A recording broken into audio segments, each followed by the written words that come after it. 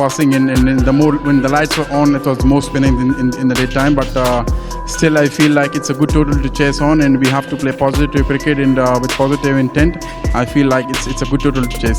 মিরাজ সোহান জাকেরদের আমি পকেটে রাখি। দুর্দান্ত বোলিং করে তিনজনকে অপমান করে একই বললেন রশিদ খান।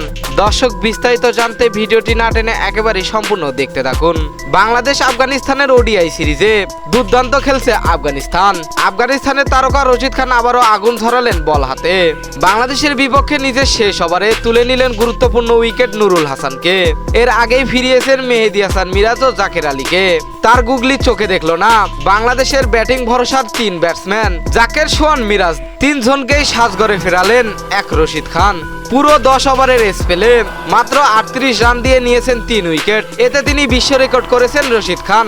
ওডিআই ক্রিকেটে 200 উইকেটের মাইলফলক স্পর্শ করেছেন রশিদ খান।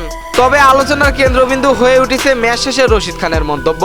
সাংবাদিকের প্রশ্নে যা বললেন রশিদ খান, জাকের, সোহান, মিরাজকে আমি পকেটে রাখি। ওরা যতই খেলুক ওরা আমার শিকার হবেই। ওদের মতো ব্যাটসম্যানকে আমি পকেটে রাখি যারা কখনোই আমাদের সামনে টিকতে পারবে না। তার এমন মন্তব্যে ক্ষোভে ফেটেছে ক্রিকেট প্রেমীরা।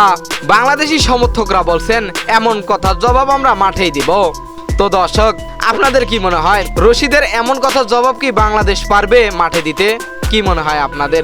জানিয়ে দেবেন এই বিষয়ে আপনাদের গুরুত্বপূর্ণ মতামত আমাদের ভিডিওর কমেন্ট বক্সে।